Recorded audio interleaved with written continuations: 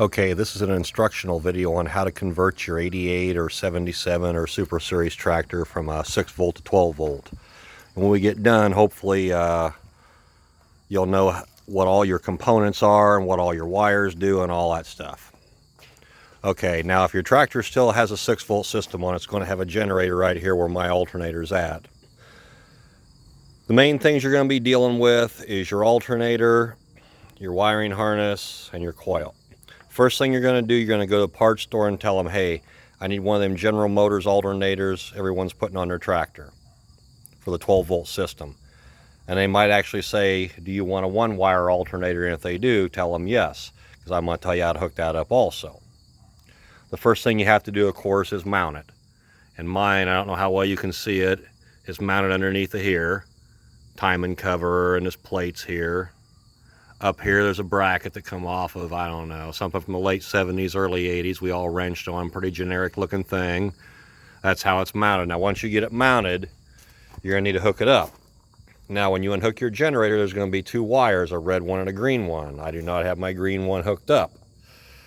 I believe what I have a better way, and I'm going to tell you how I have it hooked up, but I'm going to also tell you how you hook this up and explain everything. The first thing you're going to need to do, if they give you a regular General Motors 12 volt alternator, you're going to need to excite it so it'll charge. That's what this wire is here. This terminal says battery. You run a jumper wire from here over to this bottom blade terminal. Now, your other wire, this one here where it hooked at, is this other blade terminal here, and that wire here runs up, and that's what powers your switch. But I've got what I think is a better way to power the switch. Now, here's where it doesn't matter if it's a one wire alternator or a regular wire or a regular two wire alternator. This red one's always going to hook to your battery. That hooks there. Now we're going to follow this wiring harness just for fun.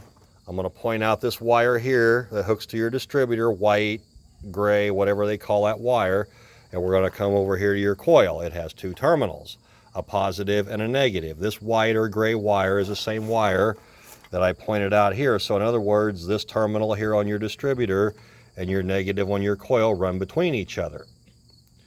This one here is your positive. It runs up to your rotary switch, and this what sends power down to your coil and powers this system.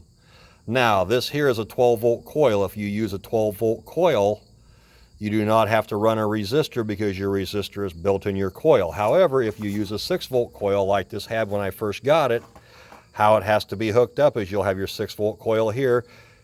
You will unhook this wire and you will unhook this wire. Then you will run a wire from your terminal on your distributor and your negative here to a resistor. And mine was mounted, I believe, where my negative cable is mounted at now. That's how that'll be. Now, this wire here runs all the way up to your amp gauge, and when you're sitting in your seat, it's a terminal on the left hand side. Your other one, I have two jumper wires coming off of it. They are fusible links. One runs over to the battery side of the push button, and that is what charges your battery. The other one runs over and is what powers a switch and is what takes the place of this. And the reason I have that hooked up that way and have it through a fusible link, if there's ever a surge in this system, which there probably never will be, it'll blow that fuse before it will short my switches out. Not that that's ever going to happen, but I was putting a new wiring harness in it, had it all tore apart, and was doing it anyway, la-di-da. So I ordered two rather than one. They're under 10 bucks. It was pretty much a no-brainer. But that's how mine is hooked up, and it works perfectly fine. I checked my dad's Super 88. That's how it's been hooked up since I was an infant. So this way will work. Watch the video a few times, rewind it here and there, and you'll get her figured out.